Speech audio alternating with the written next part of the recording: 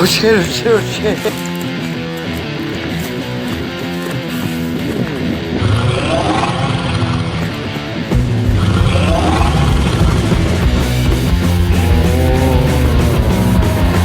Oh shit!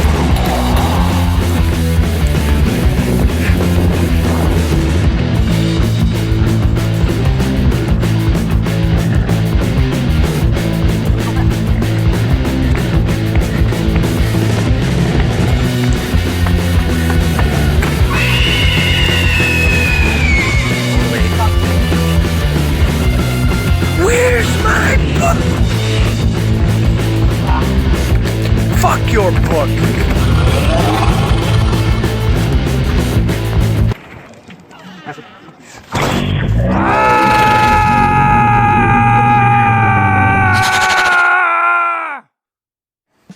Hello, you movie maniacs, back again. This is my review on Scary Stories to Tell in the Dark. Now, if you don't know anything about these stories, they're pretty spooky. Like, I grew up reading these books. The imagery, especially the imagery and the reading, it was kind of kept you up at night. And now Guillermo del Toro has decided to take it upon himself to readapt these. Now, I said previously in my channel, I like to debate other critics. Online. Also, Chris Stuckman, if you want a guy who's pretty decent on his ratings, Chris Stuckman's one to look at. He's the one I look at, but I look at them all, but I usually agree with him. Like my Spider-Man Far From Home review, I gave it an 82, he gave it a B+, which, that's like, I gave it a B-. I mean, most of the time, we're within 5%. I mean, it's easy to convert it, because if he says B, that's about an 85, so I look at it that way. It's like an 85, he gives it a B. So, we were pretty close on that one, but most of the time, he's the one to go to, but I actually saw on 2 different channels some complaints that I would like to debate a little bit. Basically, the plot in a nutshell, it's nothing new, nothing we haven't seen before. It's just Halloween 1968. It's an era when times are changing, things are going on, like the war and stuff. And it's Halloween, so a group of kids want to go out for Halloween, but they wind up going to a haunted house. Some things happen in the haunted house where they leave, but they end up taking a book with them that belongs to Cerebella, some vengeful ghost. So, in doing so, they've pissed her off, basically. Now the book starts writing itself, telling stories about them. Now, I've heard complaints from these 2 channels, maybe other channels, but I'm only gonna go with them. I'm not giving any names. I heard complaints that they didn't like the way it was adapted. They were so busy about the scary stories. Well, I try to think, why did the director chose this route? Well, he wanted to make a movie. Like, if the short stories, they're only like 2 pages long, some of them 5 or 6 pages long. That means he would have to make a movie based on each story individually. Maybe he didn't want that because that'd be like Tales from the Dark Side or The Twilight Zone. It's been done before, we've seen it. The only thing you've really adapted was the character designs. And by the way, they're flawless. They look just like the illustrations, which you gotta give it props for that. That's mostly what he adapted. See, when you adapt a film, you can adapt whatever you want. Some fans, when you get too busy in the book, you gotta understand where the directors come from. That's what I tried to do. I try to feel why he adapted. Maybe he didn't want to make a movie about short stories. Maybe he was trying to figure out the best way to give homage to this guy. And this is the way he adapted it. Now, I also heard complaints about the actors. The one critic said that the acting was horrible. I beg to differ. I think they were fine. They did wonderful jobs. They didn't go above and beyond, but the script didn't ask them to. Like, Michael Garza, the one that plays Ramon. Like, I feel like he might be a target because he was a quiet character, but he played it with such subtleness.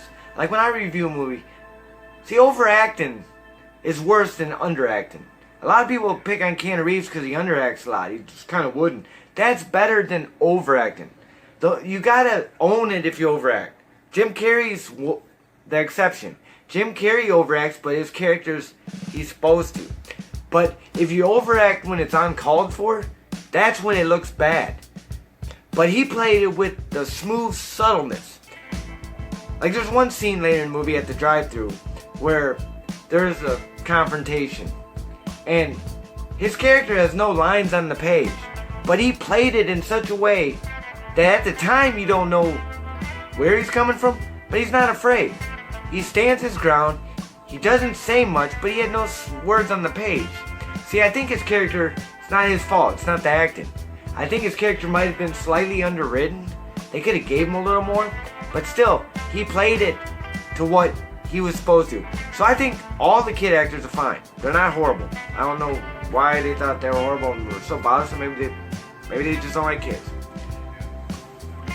And they also pick on the tropes, but I don't worry about tropes when I do a review and watch a movie. I try to see, I pay attention to dialogue, and then a lot of people say, oh, dialogue is cringeworthy. But haven't you guys ever listened to the way you talk? I'm not saying nothing about you. Like, when you talk in public, that's what I do when I think dialogue. Because I want to be a writer. I think dialogue. I think, how does someone sound in real life? Sometimes people think writing's bad because it sounds like them. Like when they say dude in the movie. Some people say dude. I don't like the way it sounds.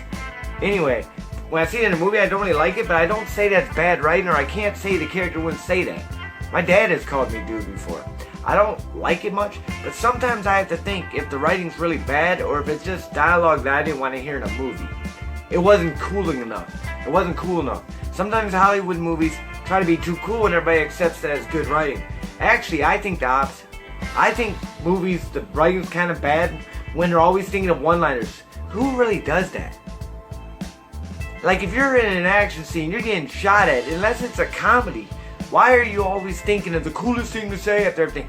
That, to me, that's bad writing. That's like a writer that, he's just trying to think of, he has got to say something here. To me, writing's good when you don't have to say anything. The best movies of all time, the acting speaks for itself. Now, the only person I thought was a bad actor, kind of, was the cop. I didn't really get on board with his acting, like Gil Bellows, played by Gil Bellows.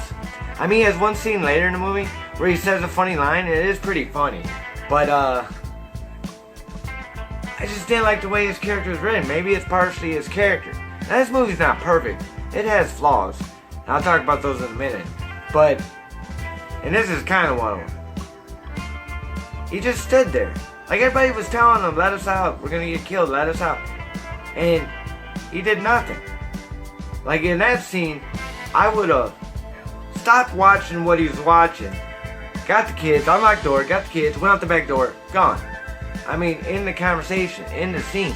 You can still make a cool scene with them running away from this thing. But they didn't do that. Now, like I said, the character models are spot on. And the thing I was talking about earlier, 3 times in this movie, characters just stand there and took it. Like, I don't like that. Like, they're just like, okay, you got me. They didn't do much to get away. Now, I have also heard some complaints that this should have been rated R. Not enough gore. It's not scary enough. See, this movie's definitely creepy. Now, we're grown-ups here. No, it didn't scare me. I haven't been scared of any movie. Movies do not scare me. I like this movie because it didn't rely on jump scares. A lot of movies, that's all. The only time, like, I went and see Crawl, which is a good movie. I like that one too. But that one had a lot of jump scares. It wasn't scary. But actually, I do give credit to Crawl because the jump scares were pretty amazing. They did come out of places you were not even thinking that jump scare, like through walls and shit. And you're just like, wow. So you got jump scares, but they're cheap scares. It almost gave me a heart attack. It didn't really make me scared of the movie. Just it happened so fast, I almost fainted. Like, this movie doesn't do that though. And that's what I appreciate about it. They didn't rely on jump scares. There's a couple of them, but every horror movie has them. This movie relies on creepiness. Oh, this movie's cocky too. This movie shows you everything. And it's creepy. These creatures,